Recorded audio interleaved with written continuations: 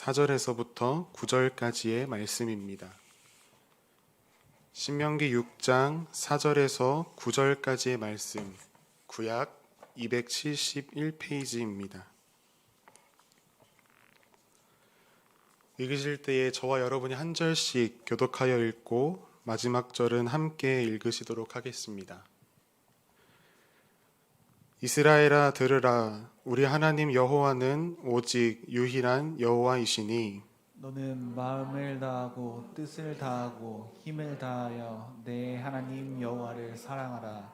오늘 내가 내게 명령하는 이 말씀을 너는 마음에 새기고 내 자녀에게 부지런히 가르치며 집에 앉았을 때든지 길을 갈 때든지 누워 있을 때든지 일어날 때든지 이 말씀을 강론할 것이며 너는 또 그것을 내 손목에 매어 기호를 삼으며 내 미간에 붙여 표로 삼고 또 내 집 문설주와 바깥 문에 기록할지니라. 아멘. 하나님을 사랑하는 방법이라는 제목으로 말씀의 은혜를 나누겠습니다. 요즘 세상에는 무언가를 잘 하기 위해서 또한 그 잘하기 위한 방법을 알려주는 책이 참 많습니다. 공부 잘하는 법, 연애 잘하는 법, 노래 잘하는 법, 예뻐지는 법, 음식 만드는 법, 강아지 훈련 잘 시키는 법, 말 잘하는 법, 숙면 취하는 법 등등.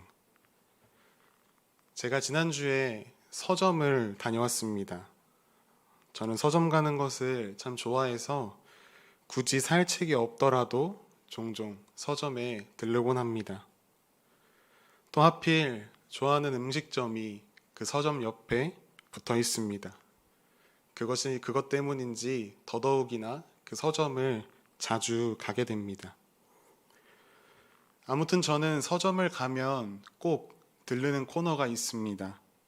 바로 베스트셀러들을 모아놓은 곳입니다. 그곳에 가면 요즘 사람들의 관심사가 어디에 있는지 한 번에 파악할 수 있습니다. 여러분이 생각하실 때에 2020년도 작년 한 해 동안 사람들이 가장 많이 사서 읽은 책이 무엇이라고 생각하십니까? 어떤 회사에서 작년 한 해 동안 어떤 책을 사람들이 가장 많이 사서 읽었는가 통계를 내었습니다. 제가 1위부터 5위까지 들려드릴 테니 한번 들어보십시오. 1위 더 해빙 부와 행운을 끌어당기는 힘. 2위 존 리의 부자되기 습관. 3위 돈의 속성. 4위 아몬드. 5위 주식 투자 무작정 따라하기. 작년 한 해 동안 사람들이 어디에 가장 큰 관심이 있었는지 책의 제목만 들어도 느껴지시지 않으십니까? 작년 한 해 동안 투자, 재테크, 주식 등에 관련한 경제도서 판매량이 그 전년도인 2019년 대비 200% 증가했다고 합니다. 이렇게 온 세상 사람들이 부자 되기에 혈안이 되어 있습니다. 특히 요즘 20, 30대는 주식과 가상화폐에 빠져서 어떻게 해서라도 한 방에 큰 돈을 벌어보겠다 난리입니다. 기사를 보니 너무 주식과 가상화폐에 빠져서 회사를 그만두는 일도 있고 회사에 근무를 하면서도 그 어플을 들여다보는 일들이 많이 생긴다고 합니다. 어떻게 하면 돈을 벌 수 있을까? 코로나 시대에 뜨는 사업은 무엇인가? 코로나가 끝났을 때 경제 전망은 어떻게 될 것이고 그때에 우리가 투자해야 할 종목은 무엇인가? 이런 것들에만 온 사람들이 관심을 쏟고 있습니다. 이 부자 되는 법뿐만 아니라 앞에 말씀드렸듯이 또 많은 일들에 대해서 잘 되는 법, 잘 하는 법 사람들이 알고 싶어 합니다. 그렇다면 여러분에게 요즘 가장 큰 관심사는 무엇입니까? 하나님을 어떻게 하면 잘 사랑할 수 있을까? 여러분 고민해 보신 적 있으십니까? 누군가는 하나님을 사랑하는 그 자신만의 방법에 대해서 쭉 나열하기도 합니다. 물론 누군가를 사랑한다는 것이 내가 해주고 싶은 것, 그것 또한 사랑일 수 있지만 상대방이 원하는 것을 해주는 것, 그것이 더 크고 값진 사랑이라고 생각합니다. 우리가 어떻게 하나님을 사랑할 수 있습니까? 하나님을 생각하는 것, 말씀을 가까이 하고 찬양하고 기도하는 것, 이런 것들로 하나님을 사랑할 수 있습니다. 하지만 오늘 본문 말씀에 어떻게 하나님을 사랑해야 하는지 우리에게 알려주고 있습니다. 오늘 본문인 신명기는 이제 이스라엘 백성들이 출애굽하여 가나안 입성을 눈앞에 두고 모세가 그들에게 고별 설교하는 내용들로 채워져 있습니다. 되풀이 신, 명령할 명, 신명기입니다. 신명기의 주제는 기억하라, 순종하라입니다. 지금까지 이스라엘을 인도하신 하나님의 은혜를 모세는 언급하면서 하나님의 말씀에 순종하는 것만이 축복받는 유일한 길임을 모세가 강조합니다. 신명기는 모세의 세 편의 설교 그리고 마지막 유언으로 이루어져 있는데 오늘의 본문이 바로 그 두 번째 설교에 해당하는 본문입니다. 오늘 본문은 이스라엘아 들으라 라고 말하며 시작합니다. 들으라 명령하는 사람은 지금 모세입니다. 하지만 그렇다고 해서 이것은 모세의 생각이 아닙니다. 모세를 통해서 말씀하시는 하나님의 말씀입니다. 그 하나님은 이스라엘 백성을 애굽에서 구출하시고 그들과 영원한 언약을 맺으신 분이십니다. 그 이스라엘을 너무나 사랑하시는 하나님께서 이스라엘 백성들에게 들으라 명령하십니다. 모세는 이스라엘아 들으라 우리 하나님 여호와는 오직 유일한 여호와이시니 라고 선포합니다. 온 우주 생명의 근원이 유일하신 여호와 하나님으로부터 났습니다. 그 근원은 오직 하나뿐입니다. 그렇기에 구원도 소망도 오직 하나 여호와 하나님뿐입니다. 여러분에게 이 세상에서 하나밖에 없는 보석이 있다면 여러분은 그 보물을 어떻게 대하시겠습니까? 아마 진심으로 귀하게 여기고 아마 아무에게도 보여주지 않으려고 꼭꼭 숨겨두고 간직하지 않으시겠습니까? 여러분의 목숨이 소중하지 않으십니까? 그 목숨이 하나이기에 우리가 또한 우리의 생명을 정말 소중히 여깁니다. 하지만 그보다 더 세상에서 귀하신 분, 가장 거룩하고 놀라우신 우리 하나님이 바로 한 분이십니다. 혹시나 오늘의 말씀을 읽으시면서 이렇게 생각하시는 분들이 계실지 모르겠습니다. 이스라엘아 들으라 라고 하셨으니 마음에 부담 없이 그래 그냥 뭐 듣고 말지 라고 생각하시는 분들 여기에는 없으실 것이라고 확신합니다. 그런데 세상에 있는 많은 크리스찬들 중에 정말로 이 하나님의 말씀을 듣기만 하는 자들이 너무나 많습니다. 듣고 행하는 자라야 복이 있다고 예수님께서 말씀하셨는데 말 그대로 정말 듣기만 하고 행하지 않습니다. 야고보서 1장 말씀에 말씀을 듣기만 하는 자는 속이는 자라고 이야기합니다. 그런 사람들은 마치 거울 앞에 서서 자기 얼굴에 얼룩이 묻은 것을 보고도 뭐가 묻었네? 묻었구나 하고 닦지 않고 그냥 돌아서는 사람들이라고 말합니다. 그러한 어리석은 자, 말씀을 듣고 그냥 잃어버리는 자는 복받지 못합니다. 들은 말씀을 실천하는 자가 복받는다 말씀합니다. 우리의 믿음에는 반드시 행함이 동반되어야 합니다. 이 행함이 없는 믿음은 죽은 믿음. 말씀대로 행하지 않는 것은 믿음이 죽었다는 의미입니다. 본문은 우리가 듣고 행해야 하는 그 말씀이 무엇인지 설명합니다.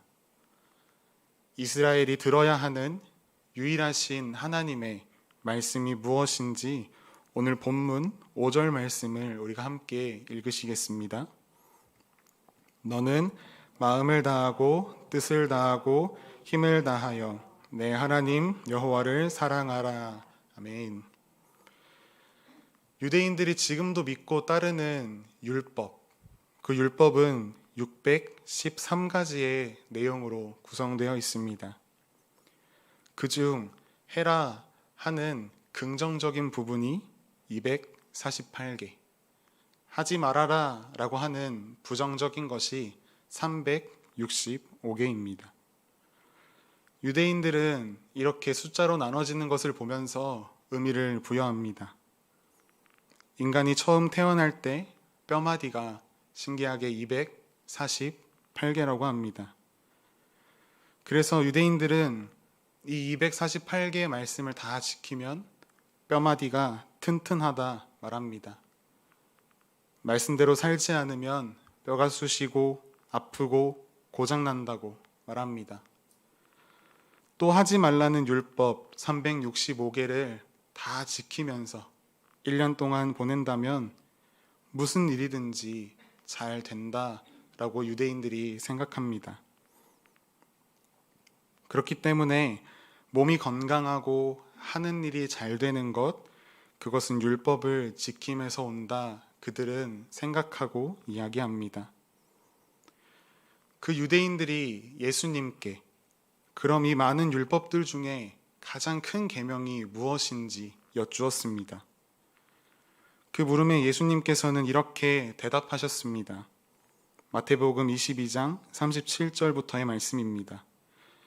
내 마음을 다하고 목숨을 다하고 뜻을 다하여 주 너의 하나님을 사랑하라 하셨으니 이것이 크고 첫째 되는 계명이요 둘째도 그와 같으니 내 이웃을 내 자신같이 사랑하라 하셨으니 이 두 계명이 온 율법과 선지자의 강령이니라.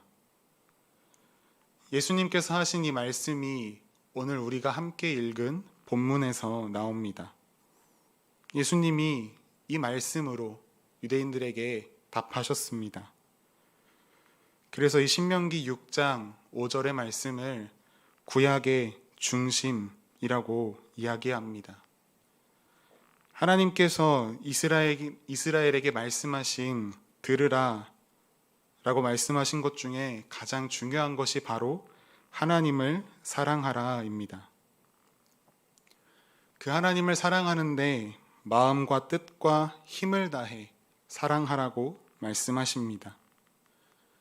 마음을 다하여의 마음은 히브리어로 사람의 가장 중심이 되는 곳입니다.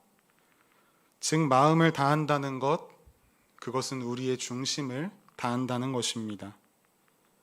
또한 히브리인들에게 있어서 마음은 자신의 생각과 감정, 의지가 모두 담겨 있는 곳이기 때문에 마음을 다하여 하나님을 사랑한다는 것은 한 사람의 전 인격을 다해 하나님을 사랑하는 것, 감추는 것 없이 모든 것을 드러내고 하나님을 사랑하는 것을 의미합니다. 그리고 뜻을 다하여, 옛 성경에는 성품으로 표현되는 이 단어는 히브리어로 영혼을 나타냅니다. 하나님을 사랑하는 것은 하나님께 예배드리는 우리가 가져야 하는 가장 귀한 모습입니다. 그렇게 예배자인 우리는 온 영혼을 다해 하나님을 사랑해야 합니다. 마지막으로 힘을 다하여의 힘은 히브리어로 넘치는 것이라는 뜻이 있습니다. 이 단어를 그냥 힘으로 번역할 수도 있지만 그 사람이 내놓을 수 있는 최대한의 것, 또한 넘치는 것이라고도 이해할 수 있습니다. 즉 하나님을 사랑한다는 것은 실제 나의 삶의 현장에서 나의 모습과 행동으로 구체적으로 표현해야 합니다. 하나님께서 내 삶 속에 풍성하게 채워주신 것들로 하나님을 넘치게 사랑해야 합니다. 이처럼 오늘의 본문은 각각 떼놓아도 아주 최상급의 의미를 가지고 있는 이 세 가지의 단어를 중복시켜서 우리가 하나님을 사랑하는 태도와 그 정도가 어떠해야 하는지 아주 강하게 전달합니다. 그래서 어떤 이들은 이런 말씀을 읽고 하나님께서 너무 일방적으로 우리에게 사랑을 원하시는 것이 아닌가 하는 생각도 합니다. 과연 그렇습니까, 여러분? 예수님을 통해서 우리에게 보여주신 그 하나님의 사랑, 그것이 하나님께서 우리에게 먼저 베풀어 주신 사랑이고 갚을 수 없는 너무나 큰 은혜입니다. 우리가 하나님을 사랑하는 것과 그 하나님께서 우리에게 부어주신 사랑은 감히 비교할 수 없고 비교되지 않습니다. 그렇기에 오늘의 본문 말씀은 단지 딱딱하고 지루한 율법 이야기가 아닙니다.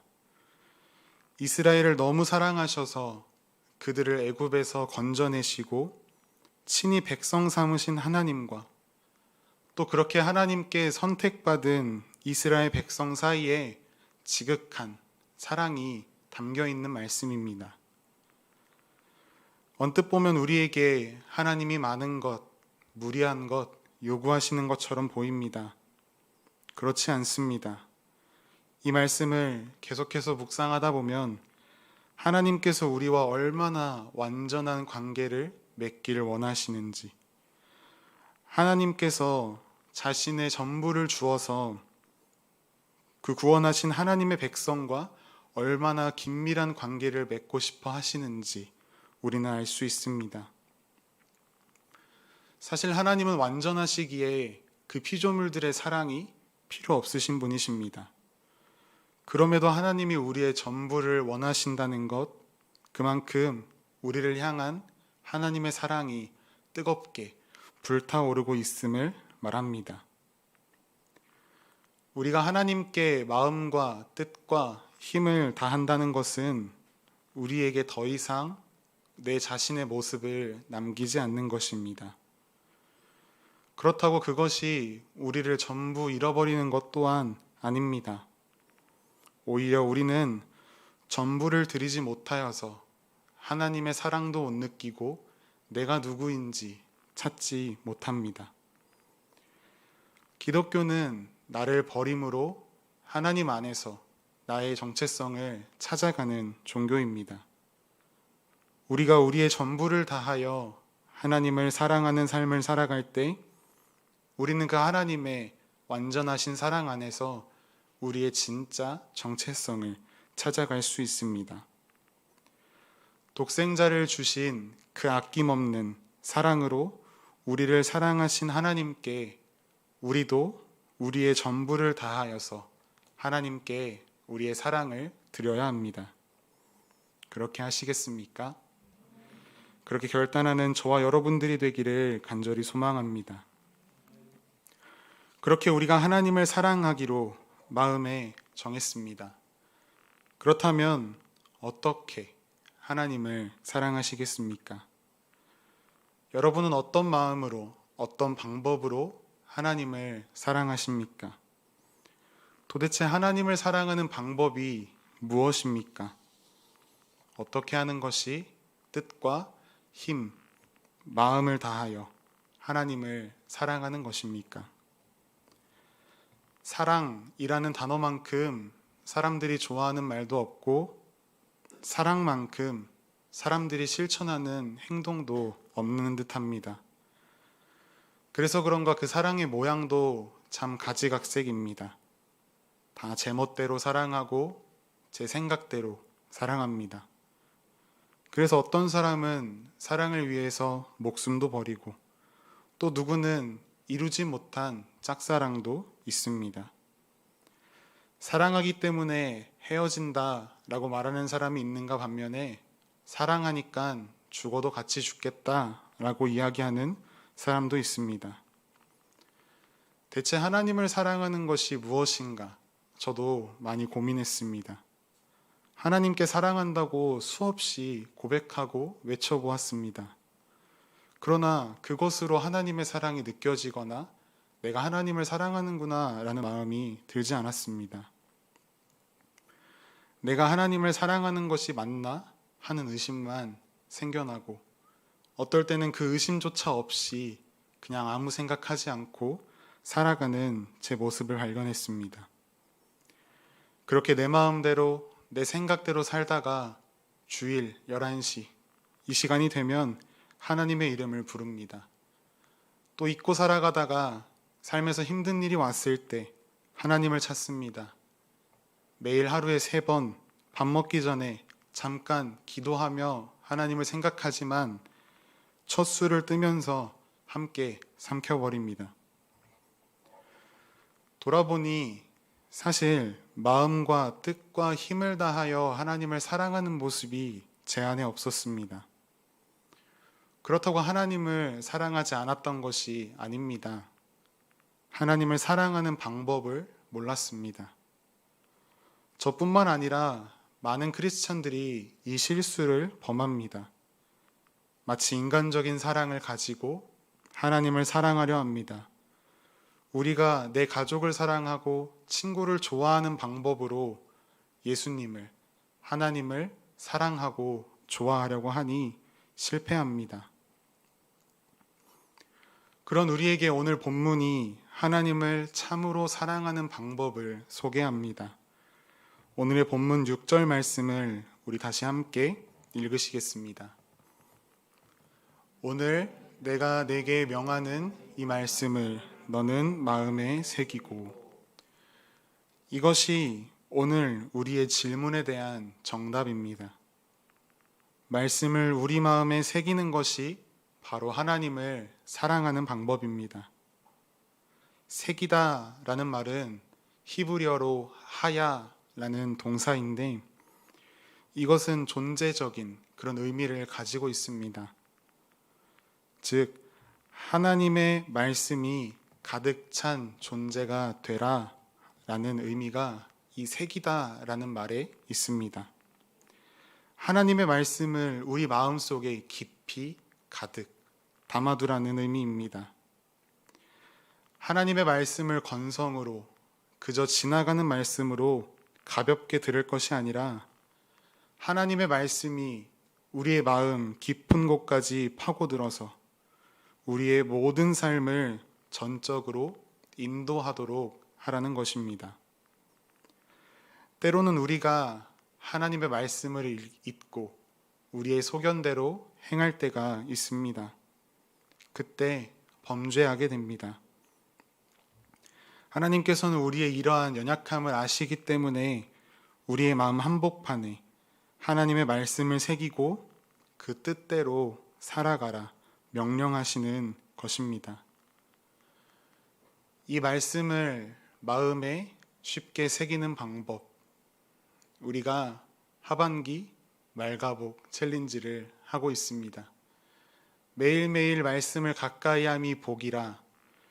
그 말씀을 가까이 하여 우리의 마음판에 그 하나님의 말씀을 새기는 우리가 되기를 소망합니다.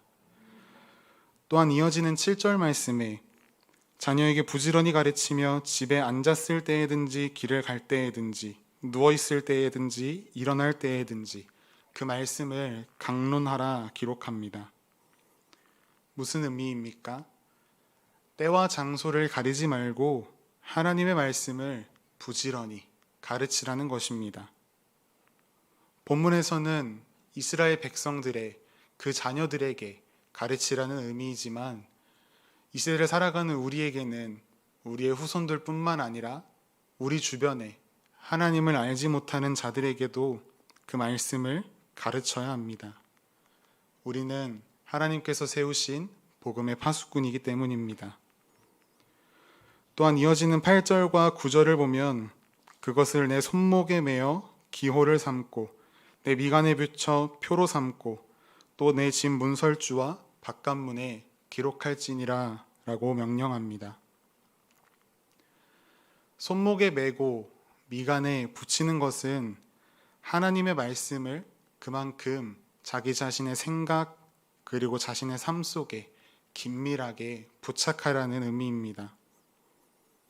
고대 노예들은 자신의 미간에 주인의 도장을 받아서 자신이 누구의 종인지, 자신의 신분, 자신의 정체성이 무엇인지를 새기고 다녔습니다. 또한 계시록 말씀에 짐승이 사람들에게 오른손이나 이마에 표를 받게 할 것이다 라고 예언되어 있습니다. 이 또한 그 신분을 나타냅니다. 즉 미간에 붙여 표를 삼으라 라는 하나님의 말씀은 하나님의 자녀로의 신분, 그것을 잊지 않고 그 신분에 합당한 삶을 살라는 것입니다. 그런데 후대의 유대인들이 이것을 문자 그대로 해석해서 정말로 하나님의 말씀을 담은 주머니를 머리에 붙이거나 손에 메고 다녔습니다. 문자 그대로 순종하는 것, 그것이 잘못됐다라고 이야기하기는 어렵지만 그들의 그 행동은 지극히 형식적인 것이었습니다. 또한 후대에 갈수록 그것은 더욱 형식만 남았습니다. 결국 내용을 잃어버린 그 형식은 예수님께 책망받았습니다. 문설주와 바깥문에 기록하라는 것 또한 마찬가지입니다. 유대인들은 그저 문자적으로 문설주와 바깥문에 기록했습니다. 문설주의 안쪽은 어떤 공간입니까? 아주 개인적이고 지극히 감추어진 장소입니다. 그리고 바깥문은 그 우리가 생각하는 문의 바깥이 아니라 각 도시와 마을의 입구를 가리키는 그런 의미가 담긴 바깥문입니다. 그러므로 본문이 우리에게 말하는 것은 자기의 지극히 개인적인 그런 일상뿐만 아니라 학교와 학원, 일터와 같은 우리의 모든 삶의 터전에서 하나님의 말씀을 기준 잡고 살라는 것입니다. 예수 그리스도의 향기가 되어 살라는 말씀입니다. 이제 우리가 하나님을 사랑해야 하는 올바른 방법에 대해서, 하나님이 원하시는 방법에 대해서 알게 되었습니다. 이제 우리가 해야 할 것은 그 말씀대로 살아가는 것입니다. 얼굴에 묻은 얼룩을 거울에 비춰서 확인했으면 닦아야 하지 않겠습니까? 그냥 거울만 보고 돌아가시겠습니까? 행할 줄 알고도 행하지 아니하면 죄라고 성경에 기록되었습니다. 오늘 이 자리에서 함께 예배하시는 분들은 이제 돌이키실 수 없습니다. 마음과 뜻과 힘을 다해서 하나님이 원하시는 방법으로 하나님을 최고로 마음 다해 사랑하는 그런 저와 여러분 모두의 삶이 되기를